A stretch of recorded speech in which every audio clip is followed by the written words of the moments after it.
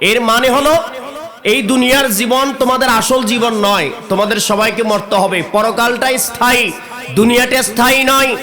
আমরা পরকালে হাসরের ময়দানে একত্রিত হওয়ার পরে কেউ যাবে জাহান্নামে, কেউ যাবে জান্নাতে। জাহান্নামে যারা যাবে তারাও স্থায়ী, জান্নাতে যারা যাবে তারাও স্থায়ী।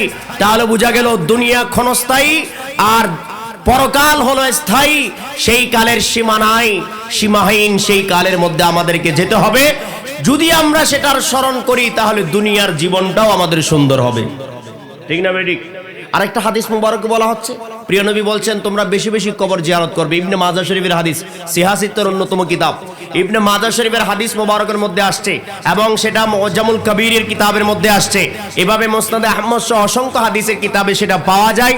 আল্লাহর প্রিয় হাবিব সাল্লাল্লাহু তাআলা আলাইহি ওয়াসাল্লাম ইরশাদ করেন, তোমরা বেশি বেশি কবর জিয়ারত করো। কি জিয়ারত? বলেন না কি জিয়ারত? কেননা কবর জিয়ারত করলে তোমাদেরকে মৃত্যুর কথা স্মরণ করিয়ে দেবে। কবরের পারে গেলে আমরা মৃত্যুর কথা স্মরণ করি, আর দুনিয়াতে অন্য জায়গায় গেলে আমাদের মৃত্যুর কথা স্মরণ হয় না। আমরা যখন নাচ গান করি, আমাদের সময় যখন অবহেলায় কাটাই, তখন আমাদের মৃত্যুর কথা স্মরণ হয় না। যখন কবরের পারে যাই, কাউকে দাফন করতে যাই, কারো জানাজায় যাই, কারো কবর জিয়ারতে যাই, মা বাবার কবর জিয়ারতে যাই, তখন স্মরণ হয় হায় আমাকেও একদিন কবরবাসী হতে হবে, আমাকেই সেই কবরে যেতে হবে। তখন অটোমেটিকলি সেই কবরের কথা স্মরণ হয়ে যায়। তাই প্রিয় নবী বলেছেন বেশি বেশি কবর জিয়ারত করার জন্য। সুবহানাল্লাহ বলবেন না? আপনারা করেন কিনা? প্রিয় নবী বলেন বেশি বেশি কবর জিয়ারত করতে। আর এক শ্রেণীর মোল্লারা বলে যে কবর জিয়ারত করলে নাকি শিরক হয়। তো প্রিয় নবী কি শিরক করার জন্য বলছেন? কি বলেন? এক শ্রেণীর মোল্লারা বলে কবর জিয়ারত করলে নাকি শিরক হয়, আর এখানে প্রিয় নবী বললেন বেশি বেশি কবর জিয়ারত করো। এখন আপনারা কি প্রিয় নবীর কথা শুনবেন না মোল্লাদের কথা শুনবেন? আরো জয় বলেন, কার কথা শুনবেন? আমাদের প্রিয় নবী যাই বলেছেন আমরা তাই করব, যেটা হুকুম দিয়েছেন সেটাই পালন করার চেষ্টা করব। 100 করতে না পারলে 100 করার চেষ্টা করব। ঠিক না বেঠিক? সেজন্য প্রিয় নবীর বাণী, প্রিয় নবীর হাদিস মুবারক মানতেই হবে। আর এগুলো বানোয়াট বক্তব্য নয়। ইবনে মাজাহ শরীফের হাদিস, সহিহ বর্ণনায় বর্ণিত। প্রিয় নবী বলেন তোমরা বেশি বেশি করে কবর জিয়ারত করো। আওয়াজ দিয়ে বলেন সুবহানাল্লাহ। এখন এই ট্রেন্ডটা আছে কিনা জানি না।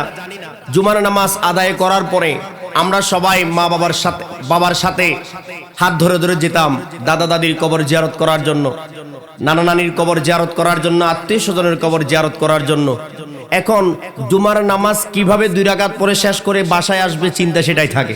আর সেদিন আলাদা কোনো অনুষ্ঠান আছে কিনা সেই অনুষ্ঠানের দিকে মনোযোগ বেশি। ঠিক না বেঠিক? তাহলে কবর জিয়ারতের আর মনোযোগ নাই। কিভাবে থাকবে? আপনি শিখান নাই, আমি শিখাই নাই, সেজন্য তো তারা শিখছে না।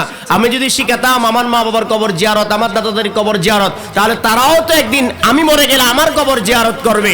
আমার আগের বক্তা বলেছেন যে আজকে যে সুন্দর আয়োজন করে গেলেন, মৃত ব্যক্তির কথা স্মরণ করছেন। শুধু এই স্মরণের মাধ্যমে আপনি স্মরণ করছেন তা নয়, আপনার প্রজন্ম এই স্মরণ করতে থাকবে।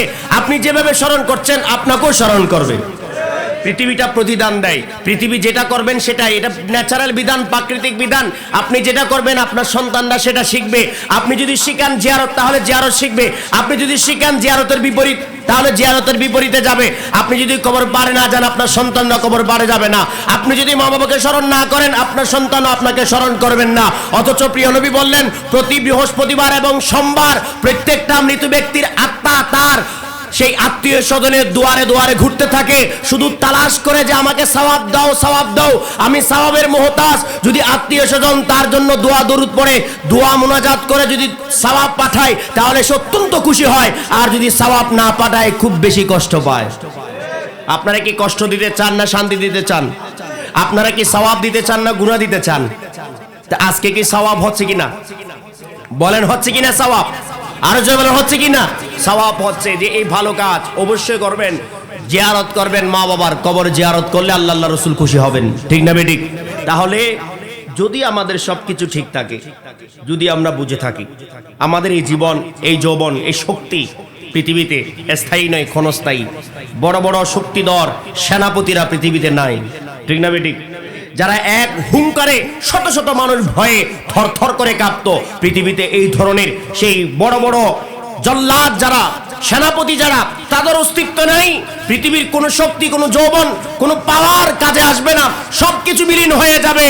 একদিন সবাইকে কাঠগড়ায় দাঁড়াতে হবে, আল্লাহর বিধানের সামনে সবাইকে দাঁড়াতে হবে। তাই আসুন আমরা সেই বিধানটুকুন স্মরণ করে, মৃত্যুর কথা স্মরণ করে এই জীবনকে আলোকময় করি, সঠিক পথে পরিচালিত করি। সেজন্যই আজকের এই সুন্দর মাহফিল। আল্লাহ আমাদের সবার জন্য এই মাহফিলকে কবুল আর মঞ্জুর করুন, আমিন।